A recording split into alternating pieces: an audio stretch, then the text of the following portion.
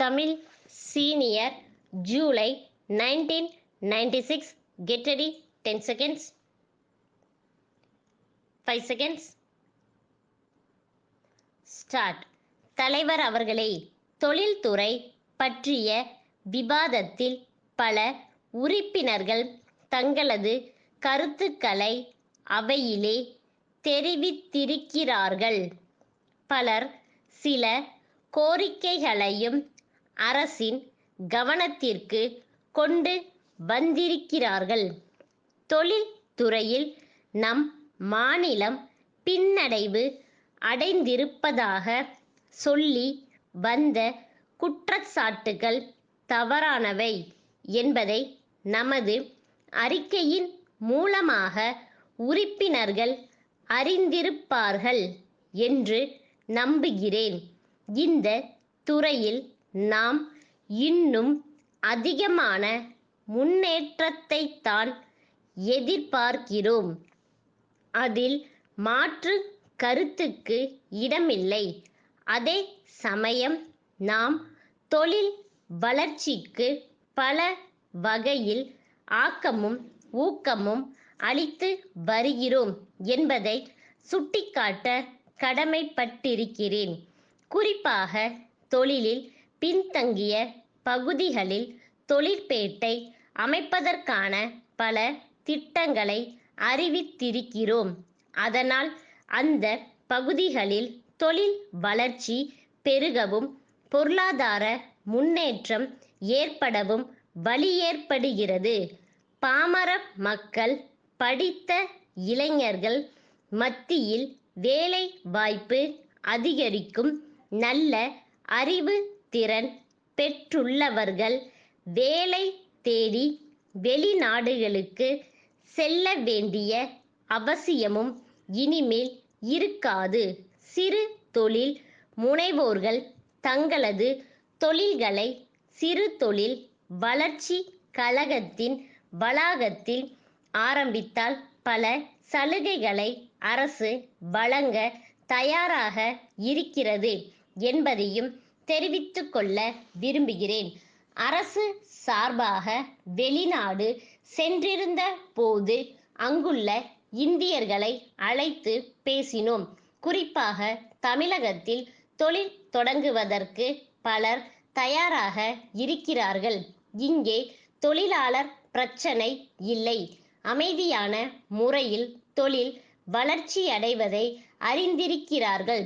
அவர்களுக்கு தேவையான மின்சாரம், உரிமங்கள், அடிப்படை வசதிகள் ஆகியவற்றை அளிப்பதற்கு அரசு உத்தரவாதம் கொடுத்தால் போதுமென்று சொன்னார்கள். அதை பற்றி கவலைப்பட வேண்டாம் என்று சொல்லி அழைத்திருக்கிறோம்.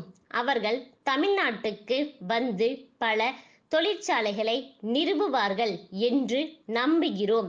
அயல்நாட்டு முதலாளிகளுக்கு அதிக இடம் கொடுப்பதால் நமது உள்நாட்டு தொழில் முயற்சிகள் பாதிக்கப்படுமென்ற கருத்தை இங்கே எடுத்து வைத்தார்கள். மத்திய அரசு தாராளமய கொள்கையை அறிவித்ததே நம் நாட்டில் தொழில் வளம் பெருக வேண்டும் என்பதற்காகத்தான். நம் நாட்டிலுள்ள தொழில் முனைவோர் மற்றவர்களை விட அறிவிலோ ஆற்றலிலோ குறைந்தவர்கள் அல்ல என்பதை நாம் அறிவோம். மற்றவர்கள் வருவது இங்கே இருப்பவர்களுக்கு போட்டியாக அமையும் என்பதை விட உதவியாக வளரும் என்பதை ஆராய்ந்து பார்த்துத்தான் அரசு செயல்படுகிறது என்பதை தெரிவித்துக் கொள்ள கடமைப்பட்டிருக்கிறேன். வெளிநாட்டிலிருந்து வருகிறவர்களுக்கு வழங்கப்படுகிற வரி சலுகைகள் போன்றவற்றை இங்கே உள்ளவர்களுக்கும் அளிக்க வேண்டுமென்று கேட்கப்பட்டது. பொதுவாக சிறு தொழில்களுக்கு அரசாங்கம் காட்டுகின்ற சலுகைகள்தான் அவர்களுக்கும் அளிக்க போகிறோம். அதில் எந்தவிதமான பாகுபாடும் இருக்காது என்பதை தெரிவித்து கொண்டு தமிழகத்தில் தொழில் வளம் பெருக அனைவரும் முயற்சிப்போம் என்று சொல்லி அமைகிறேன். திருச்சி காந்தி கதர் விற்பனை நிலையம் மேலாளர் சிவகாசி பாண்டியன் நிறுவனத்திற்கு எழுதிய கடிதம்.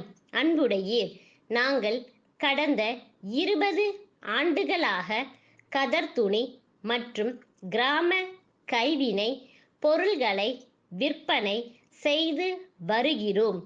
சமீப காலமாக மக்கள் கைவினை பொருள்களின் பேரில் அதிக ஆர்வம் காட்டி வருவதை எங்கள் விற்பனை பட்டியல் எடுத்து காட்டுகிறது. இன்னும் அதிக அளவில் எங்கள் பொருள்களை மக்கள் அறிந்து கொள்ளும் வகையில் விளம்பரம் செய்ய வேண்டியிருக்கிறது. தேசிய தலைவர்களின் உருவ படங்களை நல்ல முறையில் தாங்கள் வெளியிட்டு வருவதை பார்த்தோம்.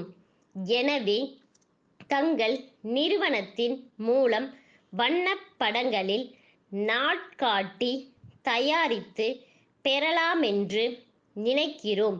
6 வகையான வண்ணப்படங்கள் பொருந்திய நாட்காட்டிகளை அச்சிட்டு வழங்க விரும்புகிறோம்.